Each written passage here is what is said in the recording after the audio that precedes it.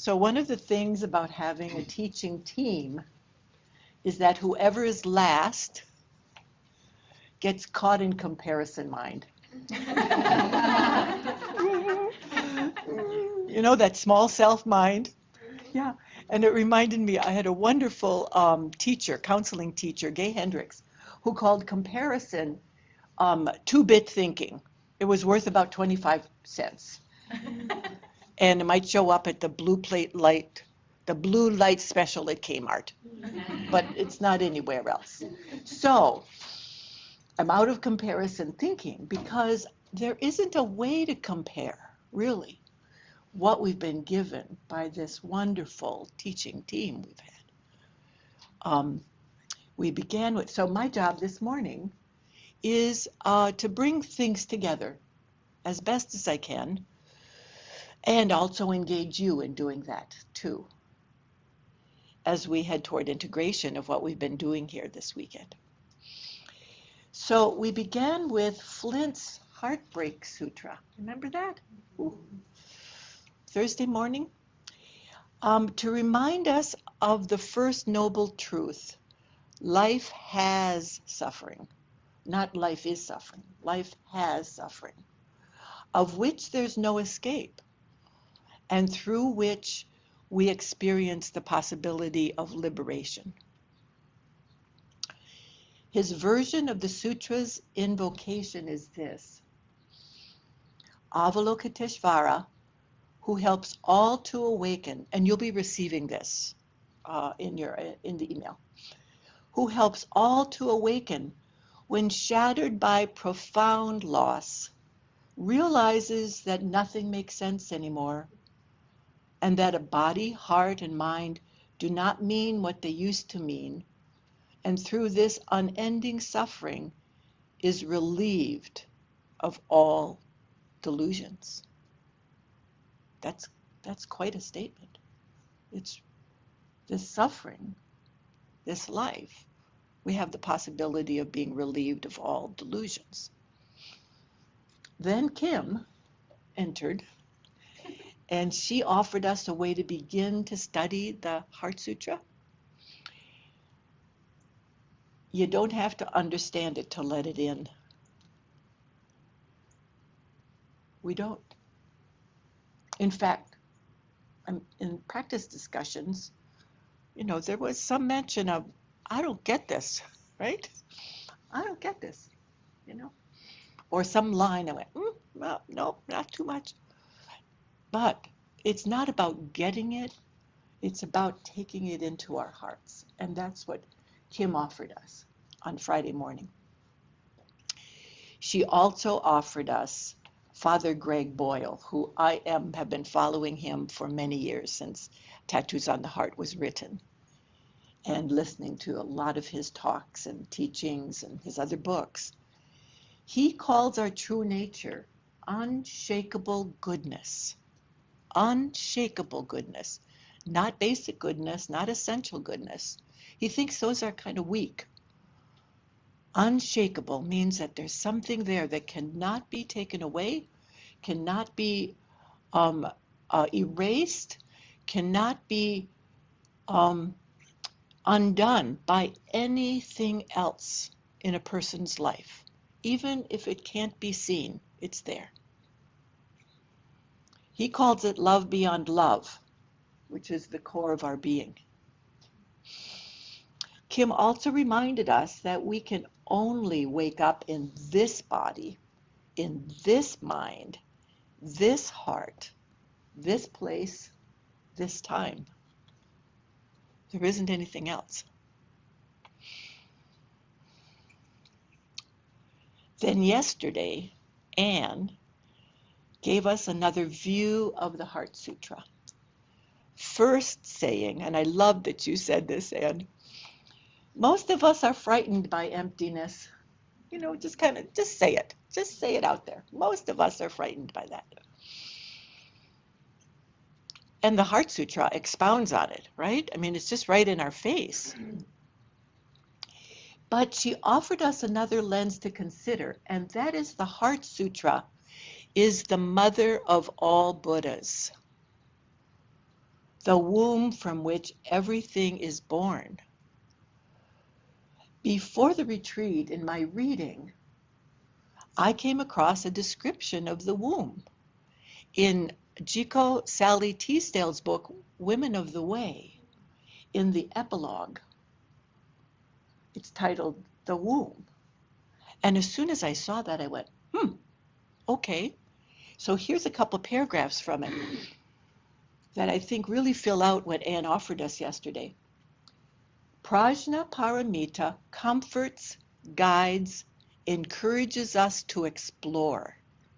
Like all good parents, she reveals and explains things when the child asks, and only so far as the child can understand. She waits patiently, never tired, never afraid, fierce and protective, but not indulgent. She doesn't spare us mistakes. We are transparent to her. We can't get away with anything, right? She will always precede us. Prajna Paramita gives us doubt. That great gift, she calls it. Eye, ear, nose, tongue, body, and mind disappearing into no eye, no ear, no nose, no tongue, no body, and no mind. I'm reminded of your poem yesterday, Ryan, or what you wrote. No eye and no ear and, if we did it that way. Then no disappears, and there is only yes. Only yes. Birth and death disappear until there is only life. Pursuit and hunger disappearing until there is nothing to pursue, no need. Until there is no I, no you, no path, no end to the path, no beginning. With such great doubt, we can awaken to possibility. She shows us space without obstacles. She shows us how to live in objectless totality with intimacy so close there is no gap. That calls to mind Suzuki Roshi's book, Becoming Ourselves. No gap. She is the Tathagata Garbhas, the womb, the great mother of all Buddhas, including you, including me, including all yous and all me's. She sings a lullaby to help us rest, words beyond words. Going, always going on beyond, always becoming, always being, always birthing and being born Buddha. Gate, gate, paragate, parasamgate, bodhi swaha.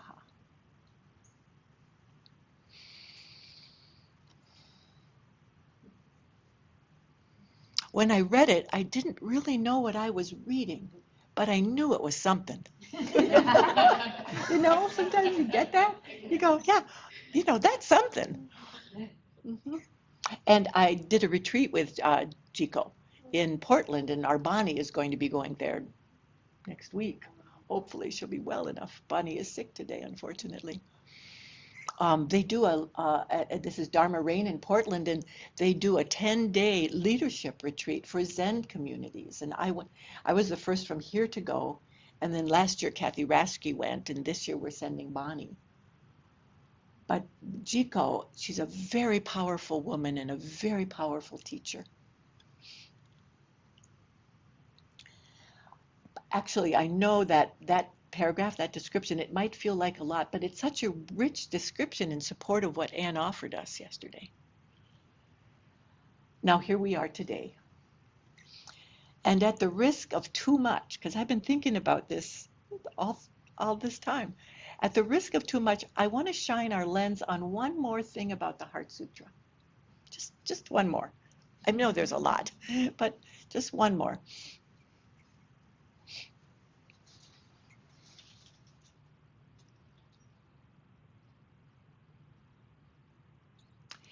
as I, it strikes me that the Heart Sutra is an invitation to us to be as big as we are.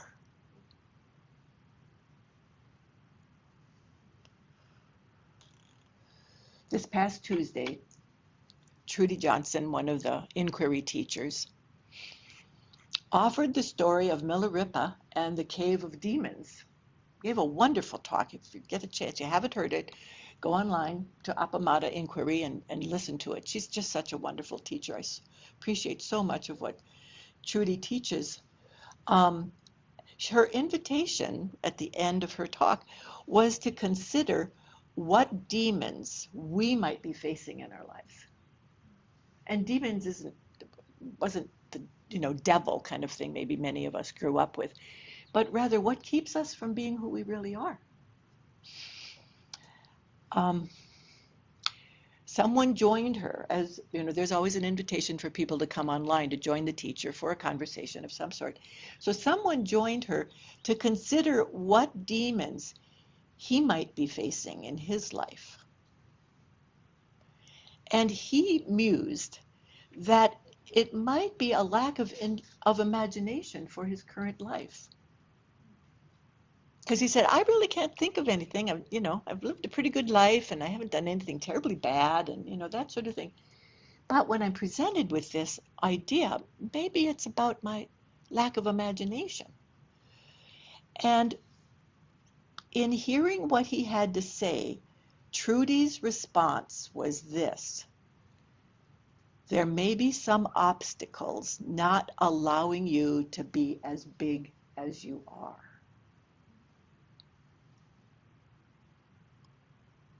Obstacles to not letting us be as big as we are.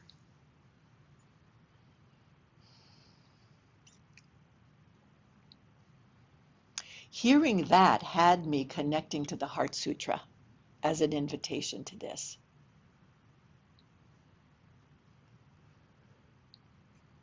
And when I thought about that, I thought, well, if it's an invitation and we say, okay, I'll accept it, why do we recite it daily?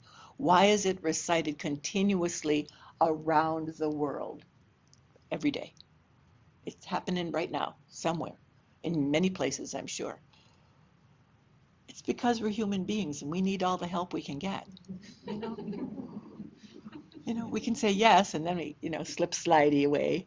And then we go, okay, let me come back. Let me read that again. Let me chant it again. Let me take it in again. Oh, yeah. I'm being asked to be big here. For me, in this retreat, the possibility presented itself in Tori Zenji's Bodhisattva vow that we've been chanting. When I suggested in our conversations, in our retreat planning, and we were knowing that we were going to be chanting the Heart Sutra every day, and the Heart Sutra traditionally is part of the service, the morning service, I suggested this, the Tori Zenji's Bodhisattva vow, because I had a sense that it had something to do with the Heart Sutra when I read it. And then we met with Flint, and he said, oh yeah, that has to do with the Heart Sutra. You know how he is. He just, kind of just says things. And there's one section that particularly feels to me like a call to our hearts and minds. While the language of it may be a bit off-putting for some, it asks us to consider a very different view when facing what is most difficult in our world right now. We've been just a lovely space, lovely time. We come together, we form our container, we form our community, and it just feels love, right? But as soon as we go to our news feed, what's there? Pretty awful stuff.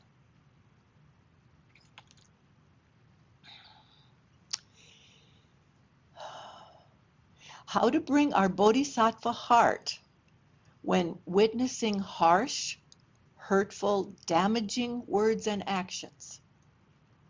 That's what we're faced with. That's the question. So here's the section I'm speaking about, and you'll recognize it because we've been chanting it all week, unless it's been, too much, and you're going, I don't want to listen to this. But here it is. It's towards the end. Who can be ungrateful or not respectful, even to senseless things, not to speak of humans? Even though they may be fools, and that's a reference to humans, be warm and compassionate toward them. If by any chance they should turn against us, become sworn enemies, and persecute us, we should sincerely bow down with humble language in reverent understanding that they are the merciful messengers of the awakened one. Holy shit. I'm sorry. I am sorry. The merciful messengers of the awakened one? Okay. The awakened one, who uses devices to emancipate us from blind tendencies, right? Produced and accumulated upon ourselves by our own egoistic delusion and attachment through countless cycles of space and time. We've been accumulating. It's been piling up. But this says, wait a minute. Our response, we need to consider it. I don't know about you, but my first reaction when hearing someone say something demeaning, harmful, irreverent, or inciting violence is not that they are merciful messengers of the awakened one. Not for me. My urge is to lash back out with criticism and my own harsh judgment. The first time I heard that phrase, merciful messengers from awakened one, I was on my way to Hawaii to a retreat. And something happened at the airport. It wasn't terrible. It just was annoying. And I had my own judgments about it. So I get to Hawaii, and I'm greeting Flint, and we're in conversation, and I tell him about it. And he says, oh, you met a merciful messenger of the awakened one. What? Okay, well, I had come for retreat, and I had gone to Hawaii, so it wasn't like I was going to turn around from Holy Wisdom and head back home. So,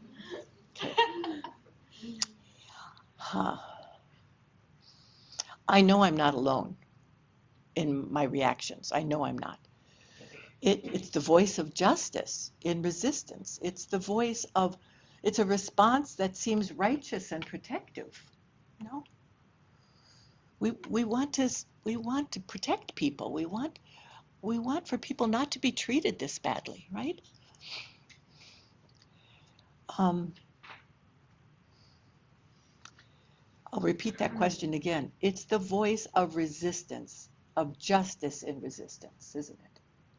When we get our hackles up and go, wait a minute, this is not okay. It's not appropriate. We got to do something about this. And, it swirls from our judgmental mind.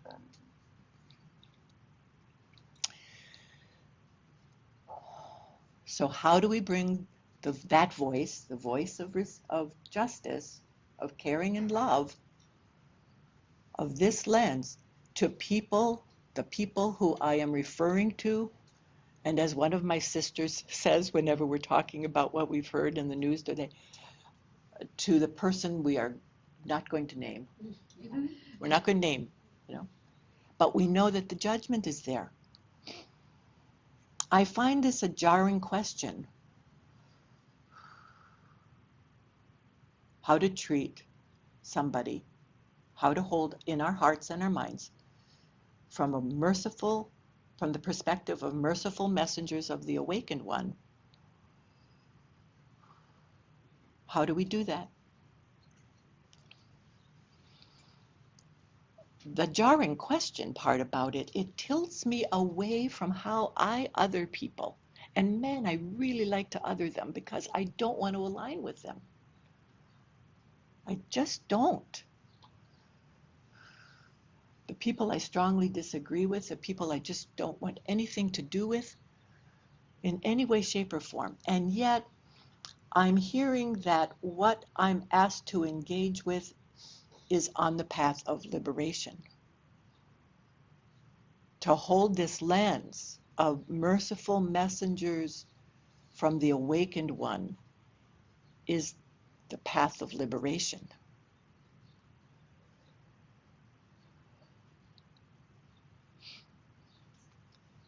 But damn, it sure feels good to get caught up in the anger and the,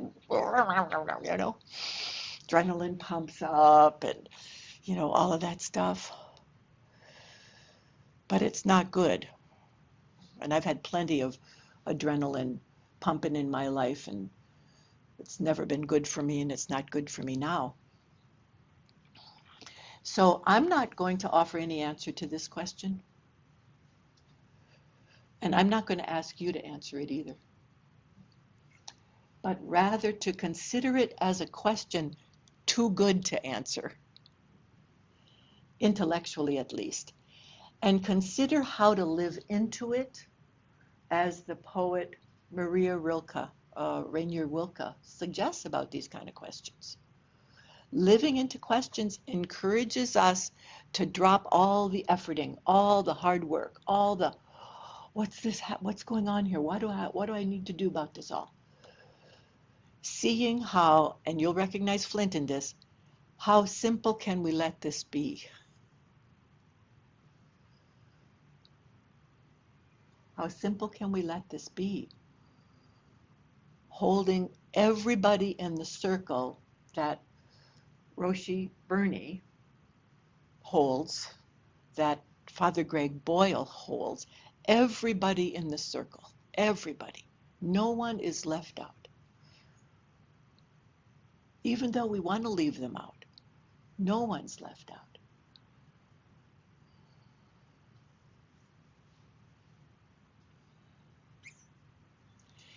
So now I want to include you all here in the room and everybody online into this offering. And we're first going to have you do a writing.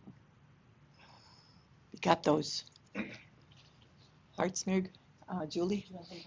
Yeah. So we're going to have you first do a writing and have a particular shape. I want you to do the writing on. Yeah.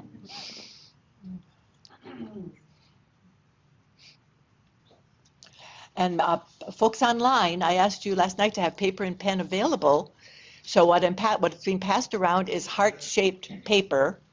So if you can either draw a heart on your paper and or cut out a heart from your paper, go ahead and do that.